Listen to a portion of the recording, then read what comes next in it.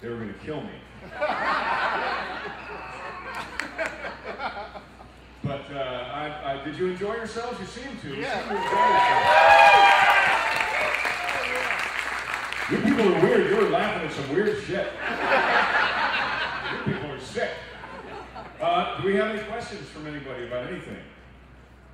Okay, thank you. Yeah. Yes. Yes. Chris, shocktdrop.com. Yes, sir. You want to, here, why don't you take it?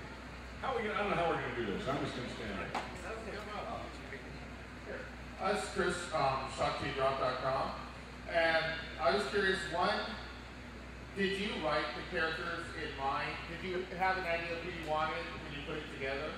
Absolutely. Oh, damn. Yes, absolutely. I had an idea of all the characters that I wanted to play them. And as things changed, then characters were kind of rewritten. We found the heart. I think we found the heart of Malcolm. We found the heart. Yeah. We found the hearts of Don. There is a heart in there, Don. Certainly of RA. So the characters are exactly the ones that I wanted to play these roles. And Kane was very, very helpful in getting the script. He got the script to you, right? And he got the script to you, correct? Yeah. So it was a dream come true on many, many fronts. Very cool. Yeah. And then as far as for the rest of you guys, what was it like to play a version of yourself? Was it weird or? Yeah, that's the first question I asked John Schneider after we had the read-through. Were we playing ourselves? And I don't kind of think no. Because I hate to say it, I don't like dogs. Dogs like you are, eh? Well, yeah, they do, yeah. But oh, you threw me off my train of thought. I'm sorry. Was the character at all like you? Well, no. A version of you at all? I suppose it was a version, but I came to the conclusion that my character was an amalgam of Curly from the Three Stooges, the Cowardly Lion, and Julius, the chauffeur from Beetle Bailey cartoon. Go with that, John. Malcolm. Well, the one thing that R.A. told me one drunken night that he had, that he is scared of the dark. So, Wow. yes. Wow. I thought it was actually really interesting playing yourself because it took me 51 years of, preparing for it. so it was actually really fun, and I had a great time playing Malcolm from Christine. So, Moochie. Well, Kane had called me, and at the time I was doing this film about junior high's jump rope competition. I was just going, oh God, what a bunch of shit. Kane called me and goes, John Schneider's doing this picture. I go, I'll do it. He goes, don't you want to know about it? I go, no, I'll do it. He goes, well, you get killed by this big-titted blonde. I go, I'm really in now. And it was a lot of fun. I gotta say, in the 42 years I've been doing this, I've never had so much fun doing a movie. And when you read John's script, they have this, it takes on this aura, and you just sort of get into it, and it was a lot of fun. I don't even need this thing. I was actually one of the few people not playing himself in there because I was playing Roddy Piper, who was actually the first guy cast, and I got lucky. I was happy. The guys called me in and asked me to come do a table read with them on the script, and then we found out Roddy couldn't do the show, so I actually had, 4 different character names in this thing? Yeah. Before we decided on who he was, moving through the Roddy character into the Randy character. So I was lost. That's it. I was lost, and I hope that you saw that in my performance.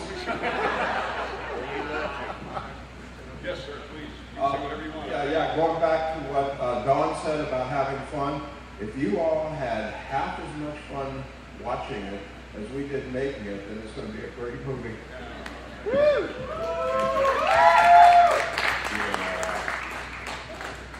Yes, sir. Yes, sir. John, how did you decide what quotes to use in the transitional parts? The quotes to use in the transitional parts, the next time you see it, you'll realize that that's the last words that are said in that particular scene. So it's something that actually they do. I'd love to say it was my idea, but if you watch 2.5 Men, the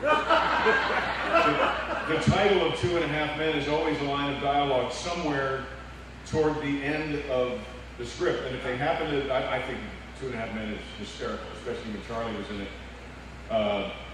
You wind up waiting to hear that line of dialogue. So I'm hoping that that's part of the audience participation process, putting together the puzzle of who's where, when, why, how all that stuff comes together, and those little things. Like Randy's wonderful quote, Dane's wonderful quote, no. Just waiting for somebody to say no. So that's how I came up with those. Yes? There was an oddball movie in the late 60s, early 70s. It was called Deadly Weapons, and it starred a endowed actress named Chesty Morgan. Chesty Morgan, yeah. You were kind of aware, was that kind of your inspiration for some parts of this movie? You know, I didn't see that, but I was a big Russ Meyer fan. Yeah. For those of you that know who Russ Meyer is, shame on you. But Russ Meyer's films like Super Vixens and different things really had a lot to do with writing this, as did a little a cartoon strip in the back of Playboy magazine called Little Annie Fanny. In fact, and I see you know all about that. Yes. In fact, we took pictures of Little Annie Fanny off the internet when we had the prosthetics built. Because that was not really free. I mean, those are bigger than her head. She could wear 3 baseball caps, 2 larges and a medium. Thank you. Yes? I was curious about the decision to tell the story out of sequence. Was that part of the original script, or did you decide on that during editing? The question is, how did it wind up out of sequence like that, kind of Pulp Fiction-y? The script is not like that, and the first cut was not like that. The first cut was really, really good, but honestly, I had so many people. Yes, sir. But we didn't talk about it while we were shooting. It was out there. Which it was a notion, because it's such an odd, quirky kind of a movie. But the decision was made to do that. The first time cut jump was made because the number one thing everybody who saw it said was wrong with it was you cannot kill R.A. that early in the movie. Everybody was saddened by the fact that R.A. was killed, and especially R.A. Whenever I get a script, I always go through and count how many pages I'm in. And I saw that I died on page 69, and I kind of felt bad because I thought I'd be sent home early. Oh, never. Well, I mean, just, you know. Oh, sure. But as it turned out, when we were shooting it, even though I was the first one to die in the original script, I was the last one actually to die on the set. Yeah. That was the last shot. Was R.A. with the thing like that. So great question. That was why. Once we made the first time jump, it didn't work just to do it once. So we had to figure out a way to make that part of the story, and that's when the notion of, hey, this is a puzzle, rather than a linear story. This became a puzzle that would hopefully invite audience participation. Because I like to solve a puzzle as a viewer. I like to solve a puzzle. So hopefully all the pieces were there, and by the time it was done, it all made sense. So could I ask a question of you guys? Because you are literally the first audience to ever see this film. Did anybody have a hard time figuring it out? Was that part of the fun? I mean, did you like it? If you liked the way the story was told, raise your hand, please. Yeah. Well, there you go. Thank you. Cool. Good. Yes. Another question. Yes. How do you feel for both dudes to horse me right now? How did I go from Vodou to a whore? Well,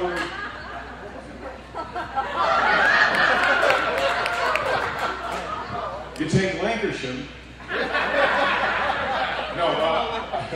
To Laurel Canyon, right? No, I was. Never mind. And yeah, that's not there anymore. I checked. Circus Maximus. I love horror films when I was growing up. The Last House on the Left, The House by the Lake, which Don Stroud was in this really wonderful movie called The House by the Lake, and I can't find it, so maybe I'll find it in here. But my mother was a horror fan, so I've always been a horror fan. So it seemed like a natural thing to do, especially when a year ago, I think it was a year ago this weekend, that I was in Germany with Richard Brooker, and the notion of Smothered came about. I had never been there. My name is Schneider, so the German, yeah, but nobody from Dukes of Hazzard or Smallville had ever been to this particular show, so I had a great show, and they did not. They had a terrible show. Richard had a bad show, and it was at a bar about 2 o'clock in the morning. I said, Richard, if somebody offered you $1,000 to get the hell out of here and haunt a trailer park, would you do it? And he said, hell yeah. And that's where the device came together to get a group of horror icons to go to a trailer park, trailer parks are for trash, go to an RV park and haunt it for the weekend. So that's where it was birthed. Right, and weirdly enough, a week or two later, I was on the phone with him and I said, I'm scouting locations and I saw a great place to make a horror movie. And he said, he says, I've just started writing one. And I said, you should finish it. Yeah. 3 weeks later, he did. Yeah. So this movie was... And 5 weeks after that, we started shooting this. Yeah. Pretty cool. And here we are tonight in front of you folks. Yes. Yeah, so thank you so much. 1 year. From yes. idea to film. Yes, Chris. Yep. First off, as a well-endowed mom, thank you. No, thank you. Thank both of you.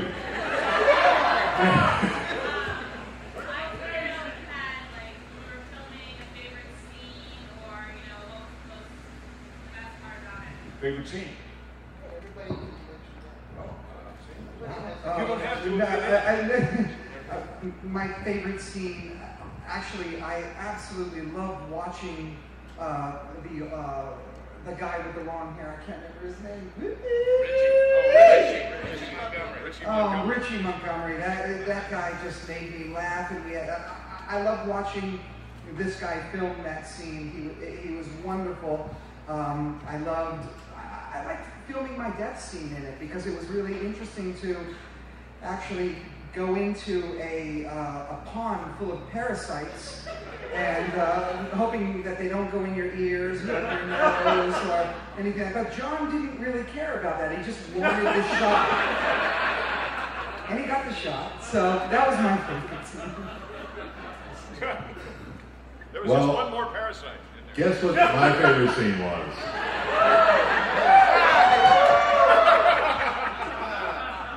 But actually, my favorite scene is with Kane and Chunks at the filling station.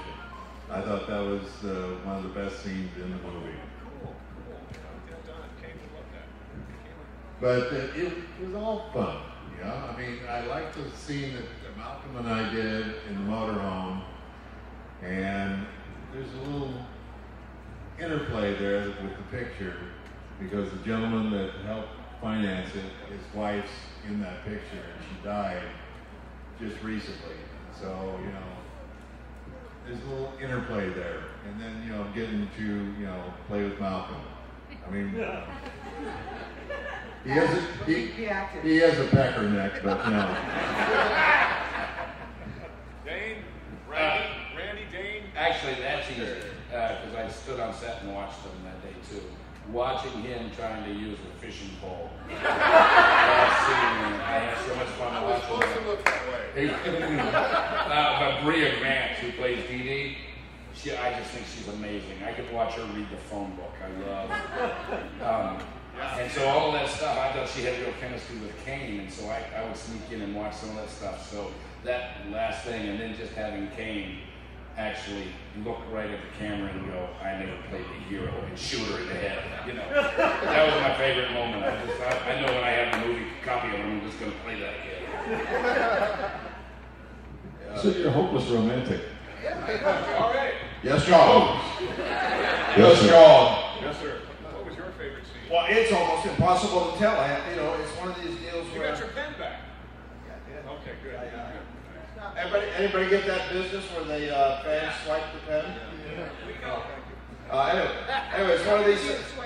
It's one of these things where we're having so much damn fun that it's hard to pick a favorite scene or a favorite time or a favorite moment.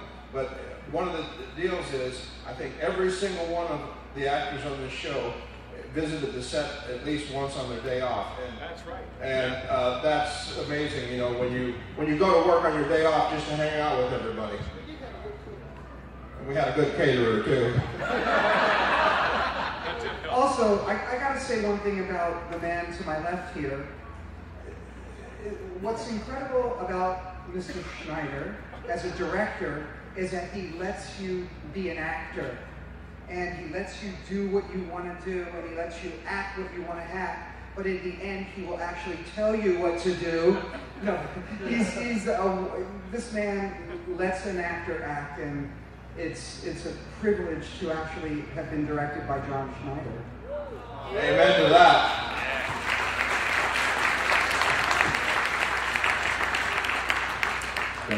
Thank you. Another question? Anybody?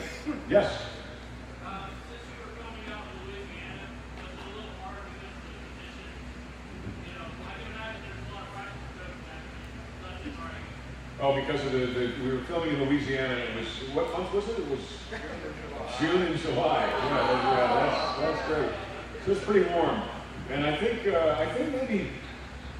maybe Dane and Don should talk about that. You and your suit. Of all the pictures, I mean, they had me in a suit. I'm going, why have I got this thing on? I had to. Well, it was different for me, and that was good. I had to change my shirt like 6 times a day. I mean, I was soaked to the bone, and when I had the waders on, I lost like 15 pounds. All I had to say is hoodie and leather jacket in Louisiana in July. It was steaming from the water, and John's like, get the boat. Get a boat, I'm making my own lake standing over here. Yeah, sorry about that. I didn't notice. I really didn't. I didn't notice. We're talking about it. I was having so much fun doing the movie and working with these guys and the girls and the girls. Now Bria was hot. I mean, she was hot that way too. But that thing was like wearing a Sauna. It was like a wetsuit. You ever see when she took it off? It was literally. No, I didn't see her when she took it off. Oh, yeah. Let me help you with it. Somebody had to do it. Right. They would open it up after she would work back in the vanity room. They would open it up and literally cups of water. What size cups of water? I had a bucket. How did Dane get to see all that shit, man? Therein lies the answer to why everybody came in on their day off.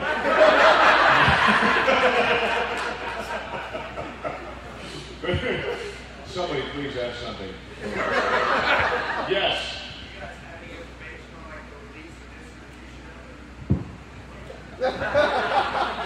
Before we took it out, I wanted to see what an actual audience would think about it. So we start the sales aspect of this next week, because I don't think there's much more to be done or not to be done. I'm very happy with the reaction. I'm happy that all you guys were about it. So I hate to answer the question by not answering it, but soon will be the answer. Yeah.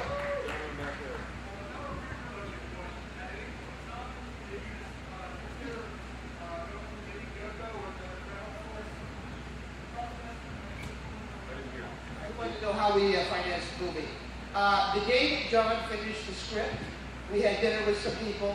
John, of course, was so excited that he had to pitch the idea to the people that we were having dinner with, and they said, we'll finance the movie. So, and it turned out they didn't, but 3 weeks later, someone else did. They lied! Texas investor. So that was a Kickstarter question, right? Yeah. No, we actually were in the process of trying to do another movie, and a group of people said that they were going to pay for this other movie that was a substantially higher budget. And there's a line in the movie where Kane says, everybody wants to be in the movies, but nobody wants to pay for it. Texas investors are full of shit. There you go. There you go. So then Smothered was done, and on the day Smothered was done, we had a group of people that said, we absolutely will make this movie. They loved the story of having a bunch of horror icons killed by the big-titted blonde. They thought, that's great! We'll pay for that. No. But they weren't from Texas, oddly enough. But they did start the ball in motion. And once you start the ball, if you're saying you want to make a movie, you're going to make a movie, that's one thing. But once you announce to the community, we are making this movie, then you've got to figure out a way somehow to make a movie. And it's like the thing about jumping out of the tree and growing your wings on the way down. Well, that's what we had to do. And we did, and you just saw it. Yes. But we aren't taking a collection. No. Yeah, I'm going to ask another question. Did you guys raise your hands if you thought it had the right amount of gore? Too much, too little, that kind of thing? You know, I'm always curious about How that. can you raise your hand to that? That's okay. One question. Do you think it had the right amount? Yes. Okay, good. Mostly did. Mostly good, good. And those who think it should have more? More? Okay, all right. Gore is expensive. It just is. Pardon? Oh, good. Thank you. It was. Thank you very much. It's the goal of the script and the movie was to make it about the people who were dying. You did a nice job. Oh, thank you. Because you're supposed to, you gotta care about these guys, right? And I've seen movies that have been amazing special effects and amazing gore, and I don't remember whose arm got ripped off and thrown in the trash. I mean, I have no connection with them whatsoever. So thank you. I appreciate that. Somebody else in If you like the movie, don't get you. The trailer for the movie is on the JohnSchneider.com and also John Schneider's Smothered the movie on YouTube. So I encourage everybody to watch it and, of course, send it to 112 of your friends. And tweet it about Smothered, hashtag Smothered the movie, about how much you liked it, or say whatever you'd like to say. No, we'd like to get a conversation going. Well, if they say they like it. Oh, that's true. Okay, all right, that's safe. Safe bet. So, Well, as much fun as we had making it, if you people don't like it, I mean, we're just kind of, it's all up to you. So let other people know that you liked it. It's word of mouth, and it's surprising, from just a small group like this, what can be generated. Oh, yeah. Yeah, please. But without you, there's no reason for us to be doing this. And we appreciate you. Oh, yeah, absolutely. I enjoyed it. Very much. Thank I you. thought it was funny. Good. I got a lot of laughs. well, we think of it as a gruesome comedy. Yes. That's how we Yes. describe it amongst ourselves. Well, you succeeded. I just want to know, John, why did you have to kill the dog? One of the two dogs? Oh, the little dog? I didn't want to. I said, I don't want to kill the dog. That upset me. That bothered me. That bothered me. One of the two dogs. R.A., who doesn't like dogs, is going to answer this. The reason they killed the dog is because Linda Blair wasn't involved in the project.